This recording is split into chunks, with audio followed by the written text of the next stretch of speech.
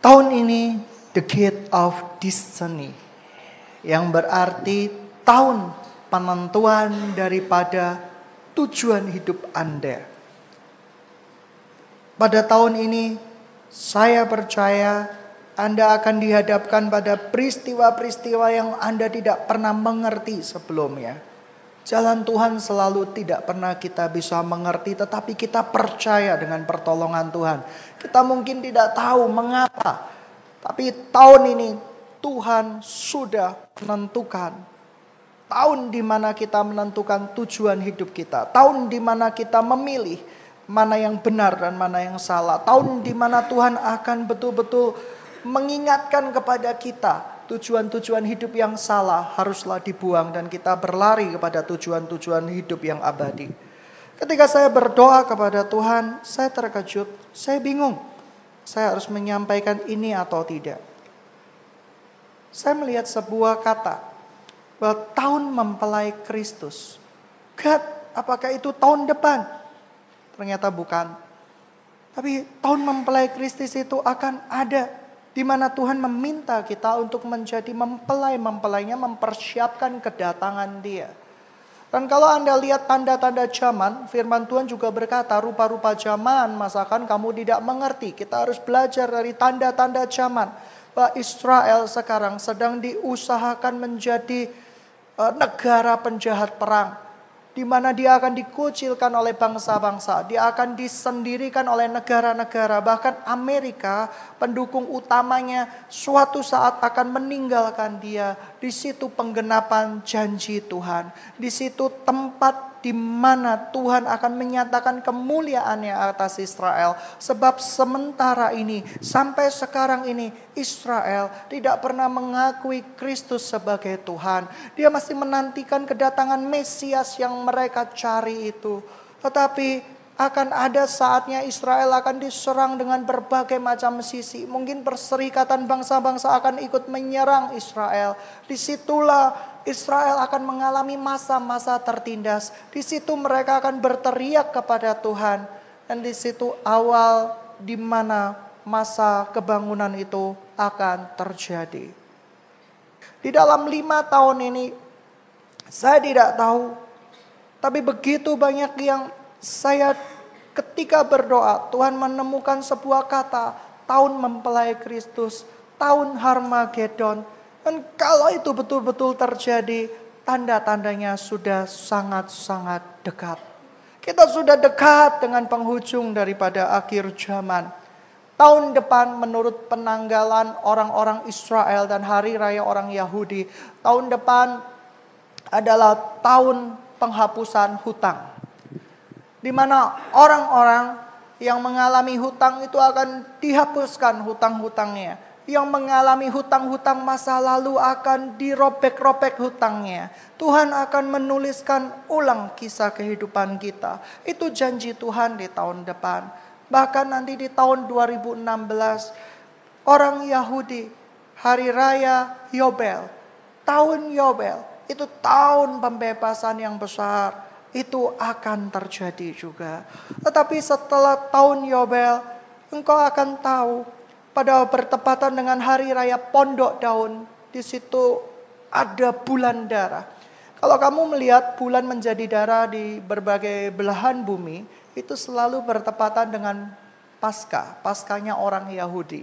Hari raya Pondok Daunnya orang Yahudi. Dan di situ kita mulai mengerti kebenaran firman Tuhan sudah mulai dinyatakan dengan sempurna. Tanda-tanda kedatangan Tuhan sudah semakin dekat. The gate of Harmagedon akan segera datang. Tapi saya berdoa tahun depan bukan the gate of Harmagedon. Itu akan jadi masalah besar kalau Anda tidak siap untuk berperang. Tapi tahun depan adalah tahun penghapusan hutang. Tahun di mana Tuhan akan menulis ulang kisah-kisah kita yang salah. Tuhan akan membiarkan kita masuk di dalam lembah penentuan. Tuhan akan membiarkan kita masuk ke dalam gunung kehidupan. Mari kita buka firman Tuhan di dalam Ulangan 30. Saya betul-betul mendapatkan ayat ini untuk tahun depan. Life or death. Orang-orang yang mencintai Tuhan akan hidup. Tapi orang-orang yang berdosa, orang-orang yang tidak mau menerima penghapusan hutang dari Tuhan, akan hidup di dalam kematian. Hari-hari ini Tuhan ingin kita memiliki visi di dalam kehidupan kita. Tuhan ingin kita memiliki masa depan di dalam kehidupan kita. Visi yang betul-betul kita peroleh dari Tuhan. Bukan visi karena musimnya penginjilan, kamu pingin jadi penginjil. Musimnya pendeta, kamu kepingin jadi pendeta. Musimnya pedagang, kamu ingin jadi pedagang. Musimnya boy band, Anda ingin jadi boy band. Yang benar aja. Musimnya foto model, Anda kepingin jadi foto model. Tidak, Tuhan ingin kamu punya visi yang jelas di dalam kehidupan Anda. Dan itu harus Anda bergumulkan sendiri dengan Tuhan. Ulangan 30 ayat 11. Sebab perintah ini yang kusampaikan kepadamu pada hari ini tidak terlalu sukar bagimu, tidak pula terlalu jauh. Tidak di langit tempatnya sehingga engkau berkata, siapakah yang naik ke langit untuk mengambilnya bagi kita, memperdengarkannya kepada kita, supaya kita melakukannya. Juga tidak di seberang laut tempatnya, sehingga engkau berkata, siapakah yang akan menyeberang ke seberang laut untuk mengambilnya bagi kita, dan memperdengarkannya bagi kita, supaya kita melakukannya. Tetapi firman ini sangat dekat kepadamu, yakni di dalam mulutmu dan di dalam hatimu untuk dilakukan. Ingatlah, aku akan menghadapkan kepadamu hari ini kehidupan dan keberuntungan, kematian dan kecelakaan. Decision. Orang-orang sedang di dalam lembah penentuan. Keputusan itu harus Anda ambil. Keputusan yang didasarkan suara Tuhan. Bukan karena pemikiran manusia. Satu hari, mungkin kau seorang pedagang. Engkau melihat keuntunganmu em-eman. Tapi Tuhan berkata, tidak, ikuti suara Tuhan. Anda harus belajar melepas itu. Sekalipun pikiranmu berkata, kalau tidak ada kesempatan sekarang, kapan lagi? Manusia harus memiliki keputusan. Dengan keputusan yang betul-betul tepat, kita akan memperoleh hidup dan kemenangan. Tapi keputusan yang salah membuat kita mengalami kemalangan dan kematian. Pilihan ada di tangan Anda. Firman Tuhan harus dilakukan dengan sempurna. Dan firman itu tidak boleh gagal. Firman itu tidak mungkin gagal. Dan mari kita baca ayat berikutnya. Karena pada hari ini aku memerintahkan kepadamu untuk mengasihi Tuhan Allahmu dengan hidup menurut jalan yang ditunjukkan kepadanya. Jalan yang ditunjukkan kepadanya. Engkau tidak pernah bisa memiliki jalan sendiri. Ketika engkau memiliki jalan sendiri, ujungnya maut. Banyak orang yang menyangka berjalan di jalan yang lurus, tetapi berujung dengan maut. Tapi hari ini kita minta untuk tahun depan. Kami gak bisa jalan sendiri Tuhan.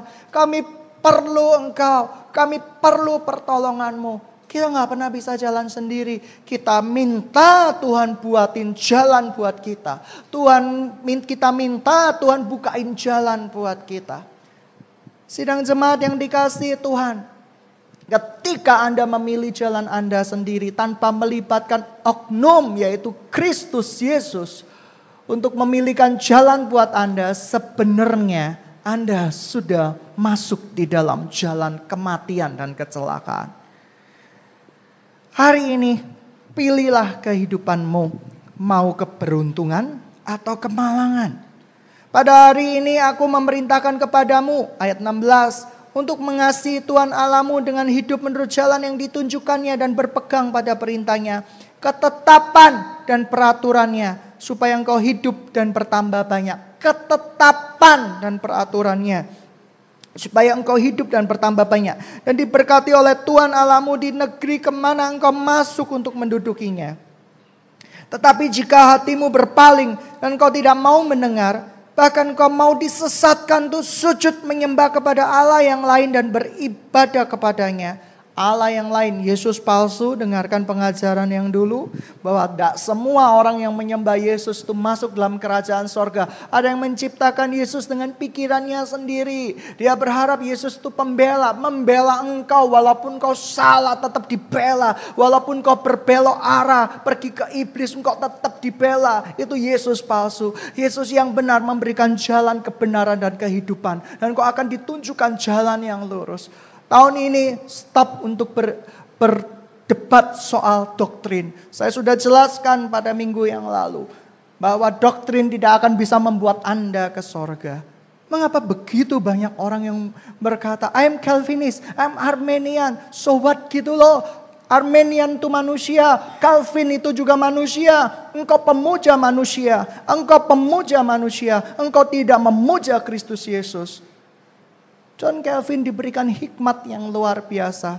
Dia berkata bahwa manusia, ya, tidak ada manusia yang sudah diselamatkan itu lepas dari genggaman Tuhan. Tuhan akan cari dia terus untuk diselamatkan. Itu betul. Itu dari sudut kemahatauan Tuhan. Tuhan tahu siapa yang akan masuk ke dalam neraka. Tuhan tahu siapa yang akan masuk dalam kerajaan sorga. Tetapi juga ada ayat yang berbunyi, Tuhan di dalam segala kemahatauannya, di dalam segala kemahakuasaannya, mengambil rupa seorang hamba. Artinya apa? Dari sudut hati manusia, Tuhan memberikan kesempatan kepada semua orang untuk datang kepadanya dan datang untuk menyembah Dia. Itulah keselamatan. So what? Keselamatan yang diberikan itu hanya di dalam nama Kristus Yesus. Tidak ada nama yang lain. Kenapa engkau mempeributkan John Calvin, Armenian, yang paling konyol Danielisme? Waduh gitu ya. Wah, jangan sampai terjadi seperti itu. Tapi yang saya mau kasih tahu, Armenian sudah lewat, John Calvin sudah lewat. Mereka hamba-hamba Tuhan yang top banget, yang luar biasa. Tetapi mereka cuma hamba, mereka bukan Tuhan. Dan kita tidak boleh memuja orang melebihi Tuhan kita sendiri, yaitu Kristus Yesus. Banyak orang yang tidak memiliki visi pribadi. Tahun depan kita berdoa Anda memiliki visi pribadi. Anda hanya memiliki visi pinjaman. Kalau musimnya jadi pendeta, Anda tertarik jadi pendeta. Musimnya jadi penginjil, Anda tertarik jadi penginjil. Musimnya jadi pemain flek dan tamborin, Anda tertarik menjadi pemain flek dan tamborin. Anda seperti kapal yang digoyang-goyangkan oleh ombak, yang tidak pernah melaju, tapi diam di tempat dan sebentar lagi akan karam. Dan itu yang mengenaskan, itu yang menyedihkan. Sidang jemaat yang dikasihi Tuhan, jikalau hari ini Tuhan berkata iya, katakan itu iya. Jikalau tidak, katakan itu tidak. Tidak ada remang-remang, tidak ada yang abu-abu di dalam kebenaran firman Tuhan. Iya atau tidak, selebihnya itu berasal daripada si jahat. Tuhan akan menghadapkan engkau di lembah penentuan di awal tahun ini. Tetapi itu baik karena Tuhan mau menulis ulang kisah kehidupanmu. Tahun penghapusan utang artinya apa? Engkau diputihkan kembali. Engkau dibuat putih. Kau tidak ada utang lagi. Sekarang terserah engkau memilih untuk memulis utang-utang lagi atau menulis kisah-kisah yang baru. Itu yang akan kalian dapatkan di tahun depan. Tahun di mana engkau akan masuk di dalam lembah penentuan. Dan engkau gak akan lama. Decision itu harus diambil. Keputusan itu harus diambil. Sebab kalau keputusan itu tidak diambil, tidak pernah akan ada Yobel buat Anda dan saya. Tapi sidang jemaat yang dikasihi Tuhan, Ulangan 30 itu jelas. Tuhan berbicara pada hati saya. Dia berkata, Daniel, firmanku itu tidak susah, tidak terlalu di seberang laut, tidak juga di ujung-ujung langit. Tetapi firman itu dekat di bibirmu, dekat di hatimu. Pilihlah hari ini engkau mau ikut kehendakku atau kehendak yang lain. Kita harus buat keputusan dan saya buat keputusan. Saya mau mengikut Kristus apapun yang terjadi.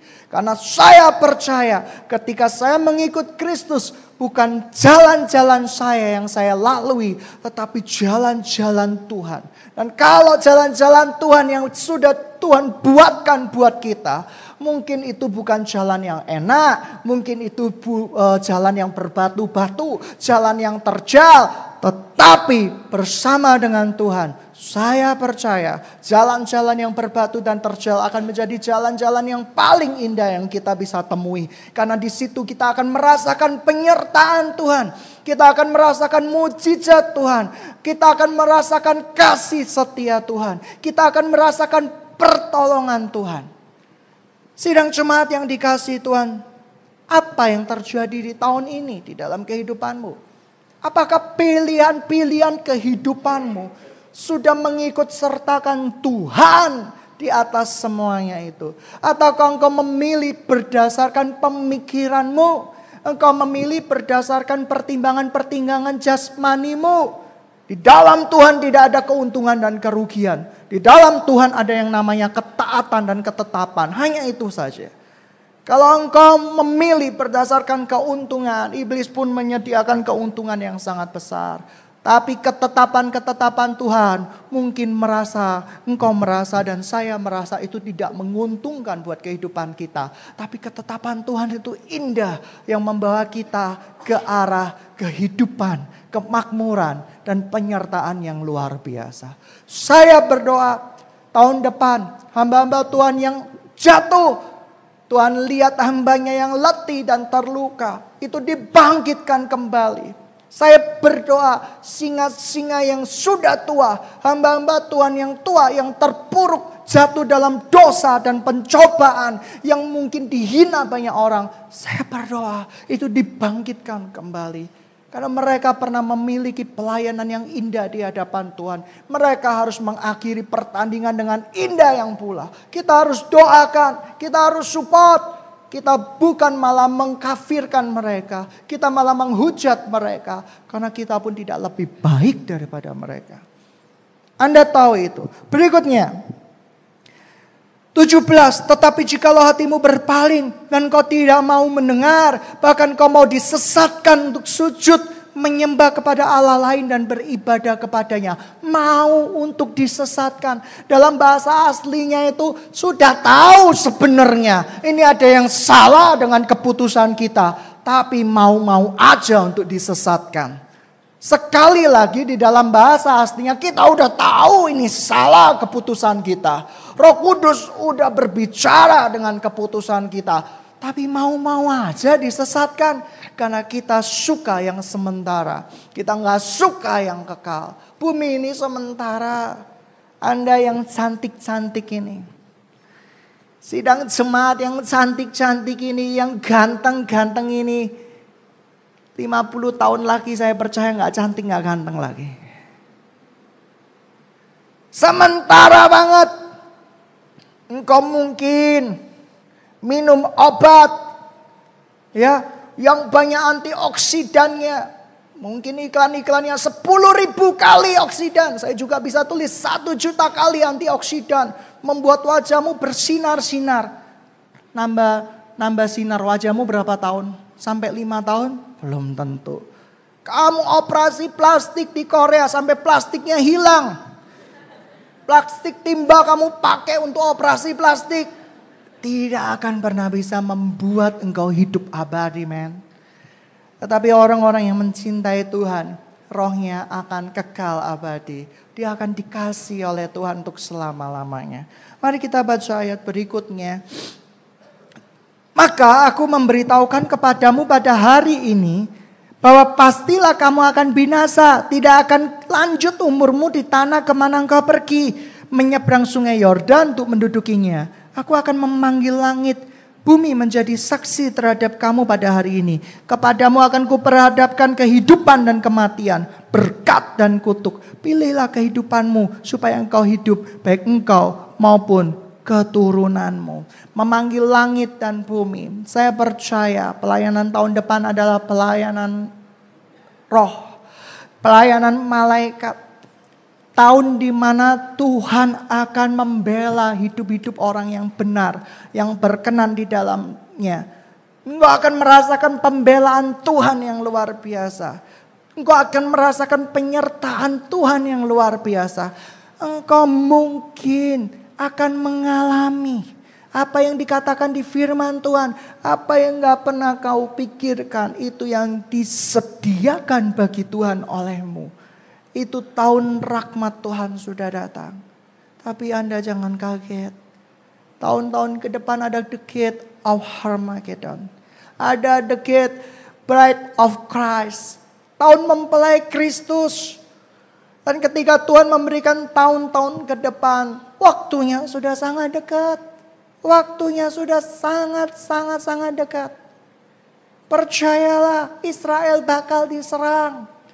Anda bisa catat kata-kata saya, Israel pasti diserang habis. Israel akan menjadi lautan darah. Hari pembalasan atas Israel sudah tiba. Itu kata dunia. Dan Tuhan membiarkan itu terjadi. Tuhan biarkan itu terjadi oleh kekerasan hati Israel. Sampai satu kali ada seorang yang di Israel yang mengajak pertobatan massal di Israel untuk menyembah Yesus sebagai Tuhan. Di saat itu pertolongan Tuhan akan Israel. Hari pembalikan keadaan akan terjadi, di mana bangsa-bangsa kesukaran untuk menghabisi Israel. Mereka akan keluarkan banyak uang, banyak material, tapi Israel tidak pernah bisa dikalahkan karena mereka sudah bertobat. Karena mereka sudah bertobat. Dan hari itu Tuhan akan datang. Saya percaya hari pengangkatan itu akan tiba. Ada yang teologi yang mengatakan bahwa sebelum Harmagedon itu ada tribulensi pengangkatan gereja Tuhan. Kita semua akan diangkat di awan-awan. Ada yang berkata no. Harus terjadi Harmagedon dulu. Whatever lah. Yang penting kita diangkat. Amin. Amin.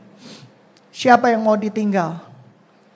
Siapa yang masih mau asik ditinggal di bumi? Oh, aku belum married kok. Oh ya wis married dulu. Makanya cepet ya. Tahun depan yang mau married silakan berjajar, tumpang tangan selesai.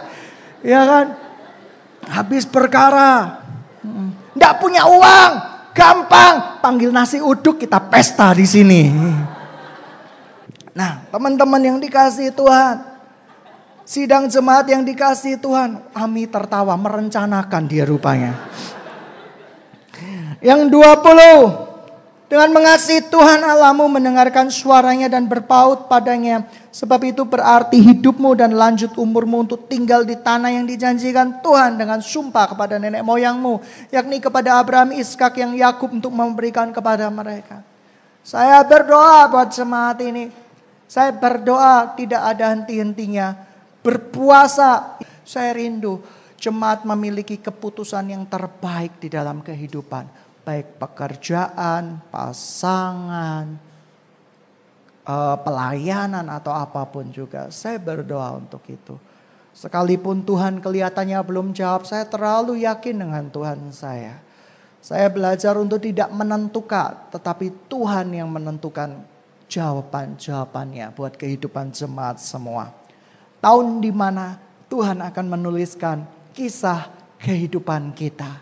Karena tahun depan menurut penanggalan orang Israel, hari raya dari orang Yahudi itu menjadi pokok daripada kebenaran firman Tuhan. Itu adalah hari raya pembebasan hutang. Karena sebelum tahun Yobel, hutang harus dibebaskan. Ya. Dan saya rindu 2016. Kita memasuki the great of jubileum. Tahun Yobel yang besar. Anda akan merasakan sukacita pembebasan yang besar. Saya berdoa tahun depan tawanan-tawanan iblis. Hamba-hamba Tuhan yang letih, terluka. Bukan hanya tua, yang muda pun juga banyak. Yang muda, yang kecil gitu ya. Yang kecil, yang ada hamba-hamba Tuhan kecil 7 tahun dikomersialkan, ini dipakai Tuhan gitu ya. Tuhan akan pulihkan kehidupan mereka. Kita berdoa sama-sama teman-teman. Ketika Tuhan murnikan hati saya teringat lagu lama banget. Saya sampai nggak hafal liriknya. Saya tulis ulang liriknya, mudah-mudahan benar ya Tuhan ya. Tuhan lihat hamba-Mu yang lelah dan terluka. Kami rindu kuasa-Mu menyembuhkan. Pulihkan gereja-Mu. Itu air mata Tuhan di tahun depan. Saya percaya hutang-hutang akan dihapuskan. Ya, kamu yang punya hutang sama bos-bosmu bilang tahun depan. Tuhan berkata hutang-hutang akan dihapuskan. Kamu bilang sama bendahara di tempat ini, aku yang masih punya hutang ya. Tahun depan Tuhan berkata hutang-hutang akan dihapuskan. Sebab yang gak menghapuskan hutang Tuhan itu akan ditagihkan sama Tuhan pada dirimu. Bilang gitu sama bosmu. Saya percaya kamu berserta hutang-hutangmu akan dilemparkan keluar. Ini arti rohani men. Ya, seperti itu. Ini tahun dimana Tuhan sudah akan menutup the gate of destiny. Gerbang tujuan hidup. Hari gini masih gak ngerti tujuan hidup. Pulang ibadah tempat ini doa, Tuhan apa tujuan hidupku? Benar enggak sih Tuhan pekerjaan yang aku tempuh ini Tuhan? Benar enggak sih Tuhan? Jangan sampai bilang istri di sebelahku, bahaya itu ya. Benar enggak sih Tuhan calon di sebelahku? Sudah istri sudah game over enggak bisa diapa-apain gitu ya seperti itu. Tuhan benar enggak sih Tuhan? Tanya ya. Tahun depan akan menjadi tahun yang luar biasa. Percaya. Tahun di mana hutang-hutang akan dihapuskan. Tahun di mana ya kamu punya hutang-hutang masa lalu. Itu akan ditebus oleh Tuhan. Bersukacitalah sebab tahun depan. Dan bersukacitalah sebab 2 tahun lagi. Dan bersukacitalah akan tahun Harmagedon yang mungkin akan terjadi tidak sampai 5 tahun. Mungkin. Dan bersiaplah pada tahun the breath of Christ. Tahun mempelai. Kalau sampai ya saya dapat seperti itu. Dan rekan-rekan rohani saya juga dapat tahun the breath of Christ. Kita harus deket-deket dengan Tuhan gitu ya. Itu tahun pengangkatan. Tapi saya belum dapat itu. Saya nggak tahu. Berarti kita sudahlah wis benar-benar dekat sama Tuhan. Sudah tanda-tandanya sudah nyata. Karena saya melihat ketika Tuhan berbicara akan datang masanya tahun mempelai Kristus.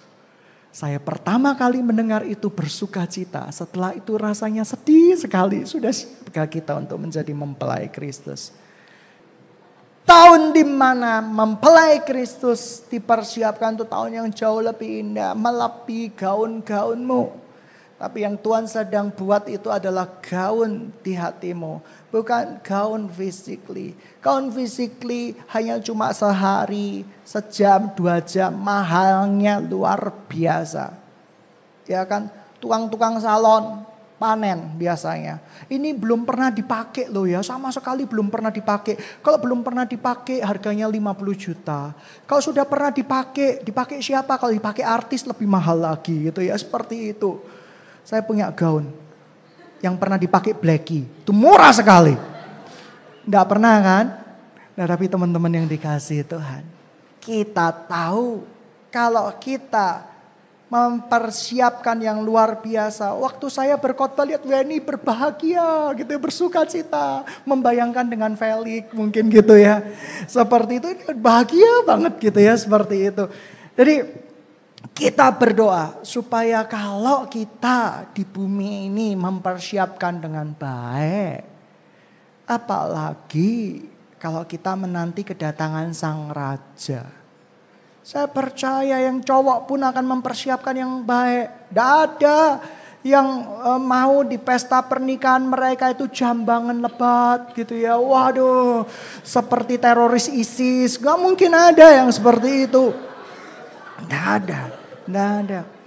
Pasti semuanya akan, waduh, dibersihin, di facial, dipemutih, pakai cat paragon, pokoknya diputihin. Oke, Lanjut ya, seperti itu. Jangan dibayangin ya. Itu nggak benar itu, imajinasi yang nakal. Nah, teman-teman yang dikasihi Tuhan, hari ini di Ulangan 30 ayat 31. Dan kita akan belajar hari ini yang berikutnya. Pemain musik maju ke depan. Natal kali ini Natal yang luar biasa. Hari ini kita memperingati Natal. Natal itu apa sih? Ada yang gak mau datang gara-gara Natal. Bukan bulan Desember, dipikir bulan Februari. Saya lihat jemaat, saya lihat gereja Tuhan sudah stres dan sakit. Kita datang ke Natal karena Tuhan Yesus pernah lahir di muka bumi ini enggak? Dan kita sepakati itu bulan Desember. Terserah orang katakan apa. Itu peristiwa perjumpaan kita dengan Tuhan. Natal bukan memperingati kelahiran Kristus, tapi perjumpaan Tuhan menjumpai manusia. Hei, aku ada di tengah-tengah engkau. Itu Natal. Amin. Amin. Waktunya benar gak 25 Desember? Ada yang berkata 10 Januari, ada yang berkata 25 Januari, ada yang berkata 10 Oktober itu hari pahlawan, ada yang berkata apa ya? Terus gak tahu, kacau. Ada yang gak mau datang ke gereja, aku gak mau memperingati Natal. Saya merasakan bahwa hati Tuhan sedang sedih. Banyak doktrin-doktrin yang tidak bertanggung jawab sama sekali. Saya datang ke tempat ini, saya tetap berbicara karena saya tahu Tuhan datang untuk menjumpai umatnya pertama kali di muka bumi ini. Lewat anak yang bernama Tuhan Yesus Kristus. Kalau dia tidak lahir, tidak ada kematiannya di kayu salib. Saya memperingati itu, peristiwa perjumpaan. Kalau Anda memperingati jadian dengan pacar Anda aja boleh. Kenapa kita gak boleh memperingati Tuhan Yesus datang ke muka bumi ini? Kalau Anda pergi dengan pacar Anda aja bisa di Bond Cave atau semua yang mahal-mahal. Dengan lilin berdua walaupun cuma belinya air mineral saja karena gak ada duit. Kenapa? Saya gak boleh hari ini kita menceritakan kebaikan Tuhan. Bahwa dia menjumpai kehidupan manusia di muka bumi ini. Amsal 1 ayat 7. Ya, itu romantis banget ya. Lilin berdua, air putih, mineral gitu ya. Pelayannya datang, kita berkata belum mineral lagi gitu ya. Karena di restoran itu tertulis gratis air mineral. Kita ambil gratisannya saja. Pernah melakukan seperti itu? Coba. Tapi jangan, saya nggak mau kenal Anda. Amsal 1 ayat 7. Takut akan Tuhan adalah permulaan pengetahuan. Tetapi orang bodoh menghina hikmat dan didikan. Oke. Mari kita baca ayat berikutnya. Sefanya 3. Tahu nggak Sefanya itu temannya Hagai? 9 ya. 9. Sefanya 3:9. Hari ini kita banyak buka-buka ayat. Tetapi sesudah itu aku akan memberikan bibir lain kepada bangsa-bangsa, yakni bibir yang bersih, supaya sekaliannya mereka memanggil nama Tuhan, beribadah padanya dengan bahu-membahu. Dari seberang sungai-sungai Ethiopia, orang akan memuja aku, yang terserak-serak akan membawa persembahan kepadaku. Pada hari itu engkau tidak akan mendapat malu segala perbuatan durhaka yang kau lakukan terhadap aku, sebab pada waktu itu aku akan menyingkirkan daripadamu orang-orang yang ria, congkak. Ya, dan kau tidak lagi meninggalkan dirimu di gunungku yang kudus. Di antaramu kubiarkan hidup suatu umat yang rendah hati dan lemah. Mereka akan mencari perlindungan pada nama Tuhan, yakni sisa Israel itu. Mereka tidak akan melakukan kelaliman atau berbicara bohong. Dan dalam mulut mereka tidak terdapat lidah penipu ya.